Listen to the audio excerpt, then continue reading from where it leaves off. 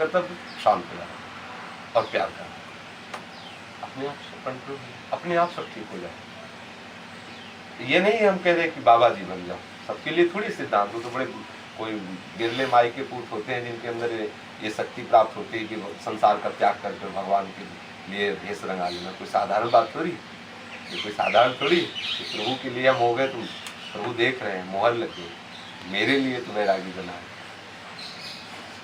अपने जो भी सत्संगी जन है, अपने लोगों को एक दूसरे का संबोधन करना चाहिए, एक दूसरे को संबोधन करके उनको भगवत मार्ग में बढ़ना चाहिए। अगर लगे कि कोई साथी गिर रहा है तो हम हाथ पकड़े, कहाँ हो, आगे बढ़ो आगे बढ़ो, पीछे कहाँ जा रहे हो, ये अपना मार्ग। ये थोड़ी देखना है को नाराज हो जाए।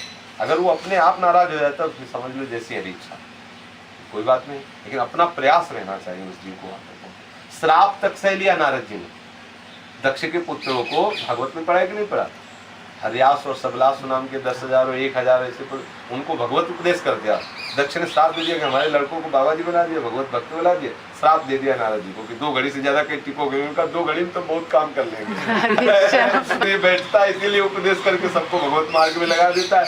तो उनका 2 घड़ी से ज्यादा तुम कहीं टिक नहीं सकते। नारद जी ने कहा बड़ी कृपा, 2 घड़ी में तुम न जाने कितना भक्ति का रास्ते खड़ा कर देंगे। एक शब्द में ज्ञान उत्पन्न हो जाता है।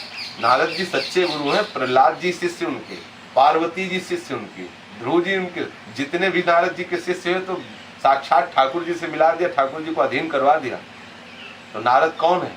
भगवान, जिसकी बात रद्द ना हो, जिसकी बात रद्द ना हो वही तो नारद है। नारद जिसकी बात कभी रद्द ना हो, अर्थात भगवान ही नारद जी है। जिसने अपने गुरु को साक्षात परमात्मा समझ लिया, उसकी भगवत प्राप्ति में देरी थोड़ी रहती।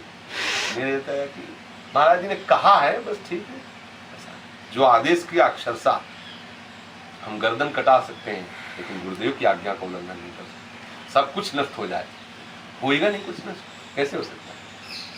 जहाँ ऐसी निष्ठा हो जाए कि जहाँ सब कुछ नष्ट हो जाए, वो कुछ हो ही नहीं सकता। वो तो दृश्य केवल दिखाया जाता है कि अब आप कहाँ हो, स्थिति बना दे। अपना जीवन भगवत मार्ग में जो आ गया है तो पीछे मत लौटो, आगे बढ़ो। वही बात आपको समझाते हैं, समय क्यों नष्ट कर रहे हैं?